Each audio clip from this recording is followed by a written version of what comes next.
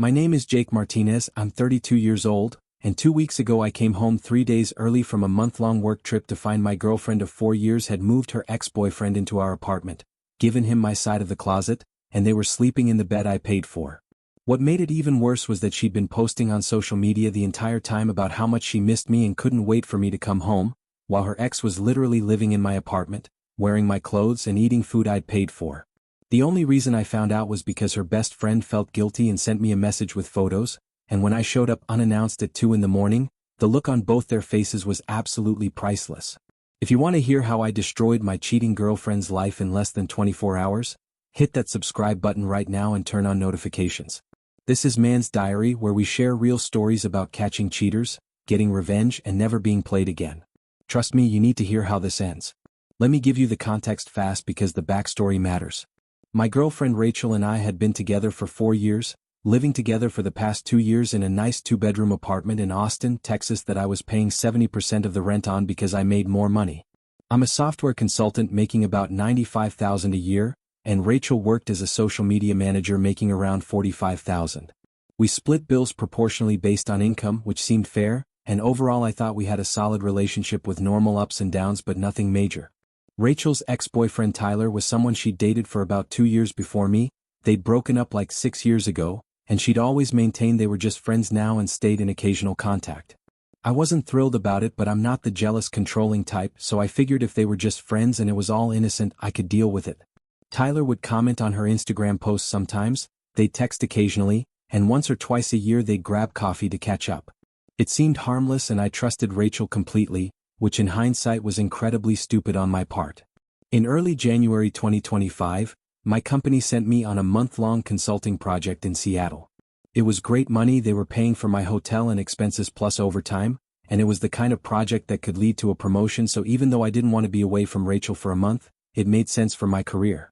Rachel seemed supportive, said she'd miss me but understood it was important for my job, and we made plans to FaceTime every night and for her to maybe fly up for a weekend if she could get time off work. I left for Seattle on January 6th, and for the first week everything seemed completely normal. Rachel and I FaceTimed every night, she posted Instagram stories about missing me with cute captions and throwback photos of us together, she texted me throughout the day about random stuff happening at her work. I had zero reason to suspect anything was wrong, and I was busy enough with the project that I wasn't overthinking our relationship or worrying about what she was doing back home. Then on January 14th, 8 days into my trip, I got a message on Instagram from someone named Ashley Chen who I didn't know. The message said, "Hey, I don't know if I should be telling you this, but I'm Rachel's friend from work and I think you need to know what's going on. Rachel has had Tyler staying at your apartment since like 2 days after you left. I've been there and he's living there, his stuff is everywhere and they're definitely sleeping in your bed together. I feel terrible not saying anything, so I'm sending you proof." Attached to the message were 3 photos that made my blood boil. The first photo was Tyler sitting on my couch in my apartment playing video games on my TV. The second photo was Tyler's clothes hanging in what was clearly my closet. I could see my own jackets pushed to the side to make room for his stuff.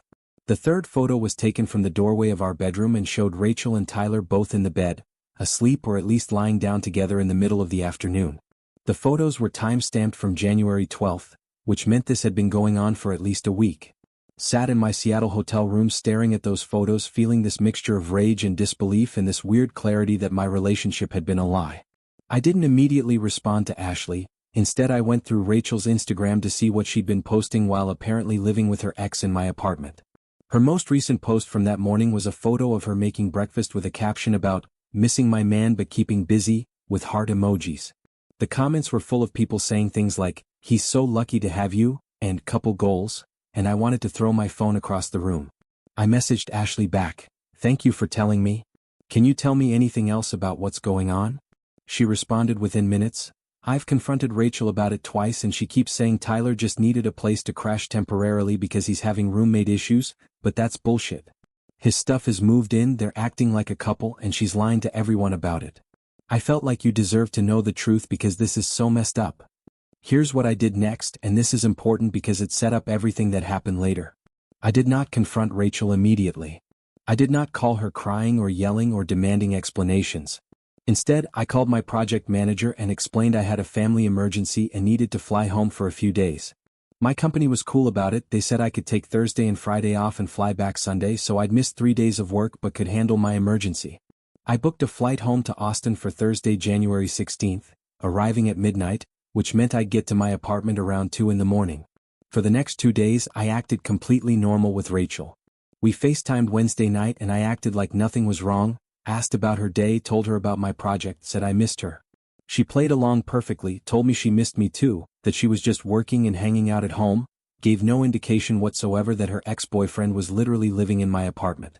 The lying was so effortless for her that it actually made me less sad about losing the relationship. If she could lie that smoothly, then she wasn't the person I thought she was anyway. While acting normal with Rachel, I was also preparing my revenge plan. I called my landlord and explained the situation, told him my girlfriend had moved someone into the apartment without my permission or his approval, which violated our lease. He was pissed because adding an occupant required paperwork and approval, and he confirmed that if I wanted to remove Rachel from the lease, I could do that since I was the primary leaseholder and she was just added as an authorized occupant. I told him I'd handle it after I dealt with the immediate situation. I also called my best friend Marcus, who lived in Austin, and filled him in on everything. Bro, I need you to be at my apartment at 2 a.m. on Thursday with your truck. I'm flying in and I'm kicking both of them out that night, and Rachel's going to need to take her stuff immediately. Can you help? Marcus didn't even hesitate. Hell yes, I can help. This is insane. I never liked Rachel anyway. I'll be there with my truck and my camera because you're going to want this documented. My flight landed in Austin at 11:47 p.m. on Wednesday, January 15th. I took an Uber straight to my apartment, arriving at exactly 1:53 a.m. on Thursday, January 16th. Marcus was already parked outside with his truck, and he'd brought his girlfriend Emma, who wanted to witness the drama. I texted them, "I'm going in, give me 5 minutes, then come up," and I used my key to quietly unlock and open my apartment door. The living room was dark, but I could see clearly enough. Tyler's jacket was thrown over my couch. His shoes were by the door next to Rachel's. There were 2 wine glasses on the coffee table. I walked quietly down the hall to the bedroom and pushed open the door, which was slightly ajar. The room was dark, but I could make out 2 people in the bed and I could hear them both breathing in sleep. I stood there for a moment, just taking in the absolute audacity of this girl sleeping in my bed with her ex-boyfriend in my apartment that I paid for, while she posted on social media about missing me. I flipped on the bedroom light and said loudly, "Get the fuck out of my bed." The reaction was instant and beautiful. Rachel sat up screaming, Tyler jerked awake looking confused, and both of them just stared at me like they'd seen a ghost. "Jake, oh my God, what are you doing here?" Rachel stammered, pulling the blanket up like that would somehow make this better. "You're not supposed to be back until February."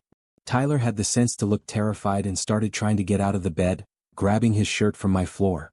"I came home early because someone who actually gives a shit about me sent me photos of you 2 playing house in my apartment," I said, my voice ice cold.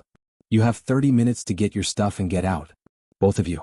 "I'm not discussing it, I'm not listening to excuses, you're just leaving. My friend is outside with a truck for Rachel's stuff, and Tyler, I don't give a fuck where you go, but you're not staying here another second." Rachel tried to cry, tried to explain. "Jake, please, it's not what it looks like. Tyler just needed a place to stay temporarily, we're not together, I swear nothing happened." I laughed at the absurdity. "Rachel, you're literally in my bed with him at 2 in the morning. His clothes are in my closet. He's been living here for over a week while you posted on Instagram about missing me. I don't care what your explanation is, it's over and you're leaving. Start packing." Tyler tried a different approach, actually tried to man-to-man talk to me.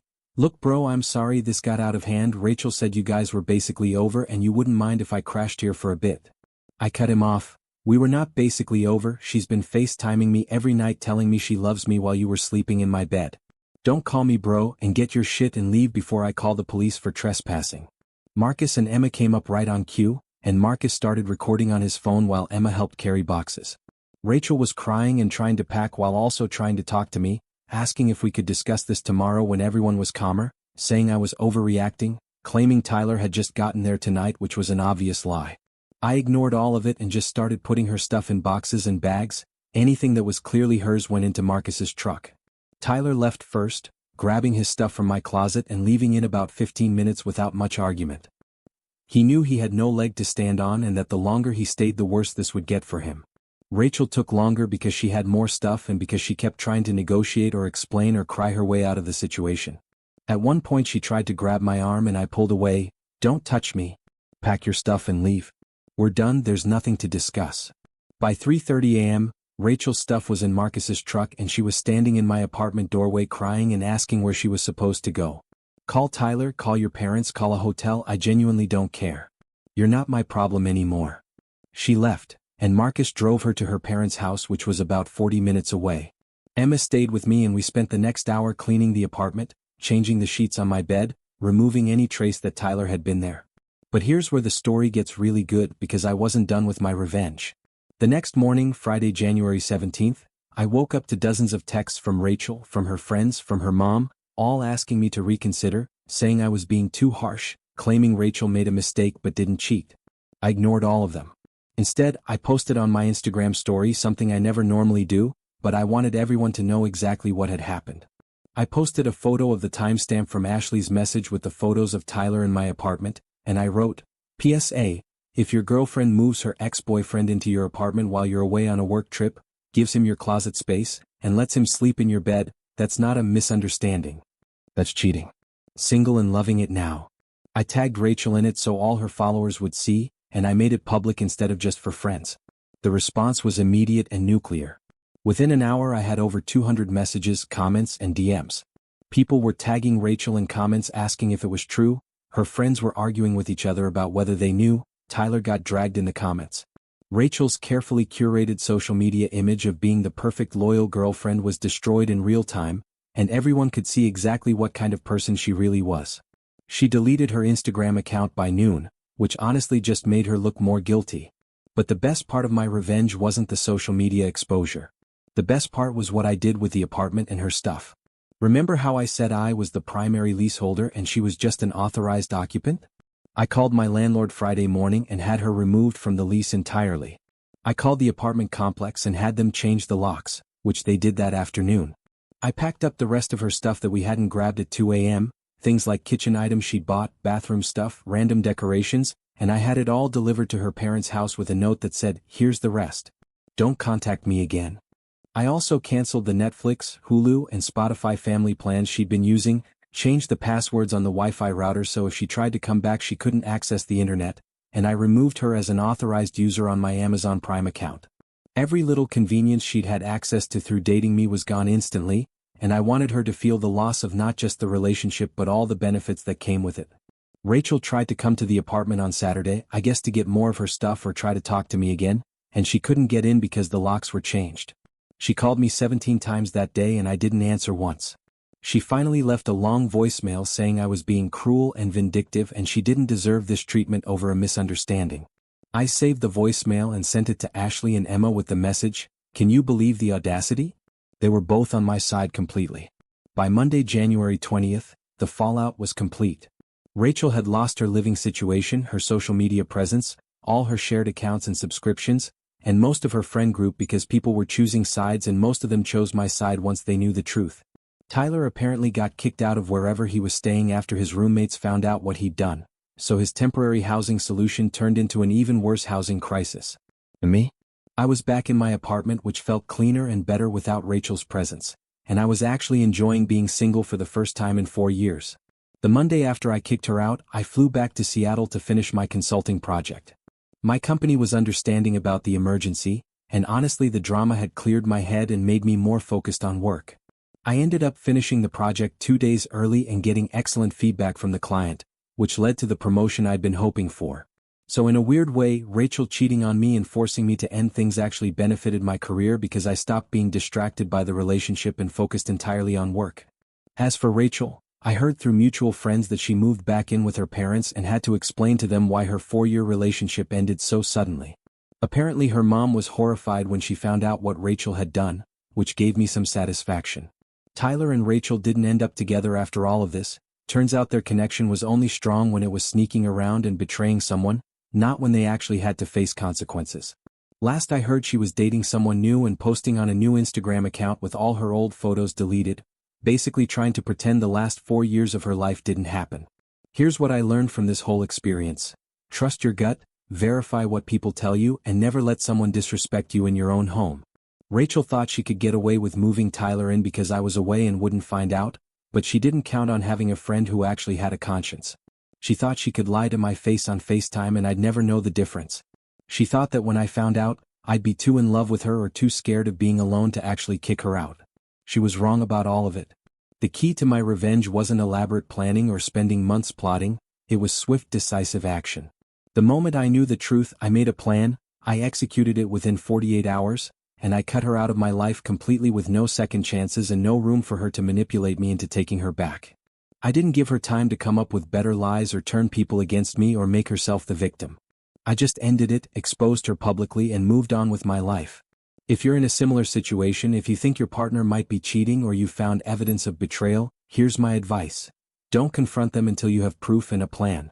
Document everything, secure your finances and living situation, line up support from friends who will back you up, and then act decisively.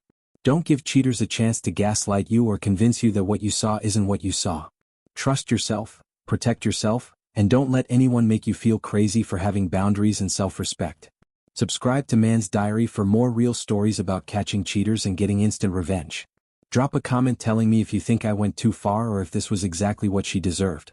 And remember, the best revenge is always living well without the people who betrayed you, but sometimes a little public exposure doesn't hurt either.